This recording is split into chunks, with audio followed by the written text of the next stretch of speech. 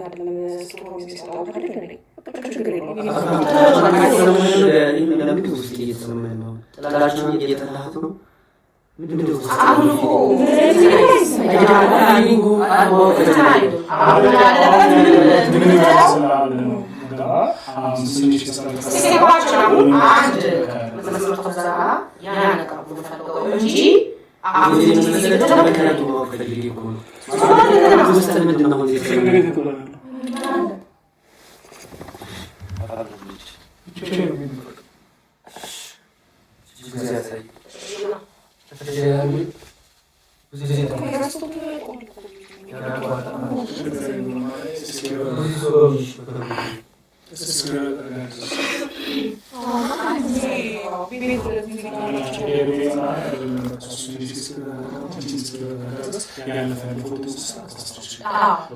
አሁን ከራሱ ጋር አልሆነ ከራሱ ጋር ሲሆን አሁን እሺ ብሎን እዚህ ከተቀመጠ ቢያንስ አንድ 3 ቀን ከተቀመጠ ወደ ራሱ ይመለሳል ብዬ አስባለሁ።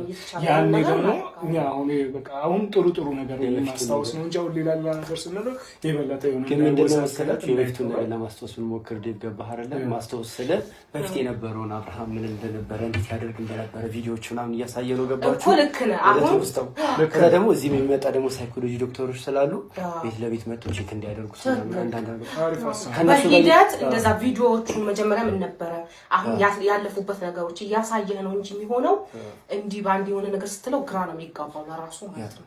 ምክንያቱም አሁን ይወዛገባል። ከዚህ አንፃር ግን እኛ ማድረግ ያለብን ሂደት በሂደት ነገሮችን ያኔ ቪዲዮን እኮ ማሳየት ነው። በቃ የተፈጠረበትን ለማወቅ ጤነኛ ሲሆን ቪዲዮን አንቺ ትክክለኛ እኮ ቪዲዮ አለ ቪዲዮ መረጃሽ ስለሆነ ኖርማል ነው። አሁን ባለበት ግን ስለ ጤንነቱ እንጨነቅና ያለሽበት ሁኔታ ይገባናል ወይ እረዳሻለሁ። በደንብ ግን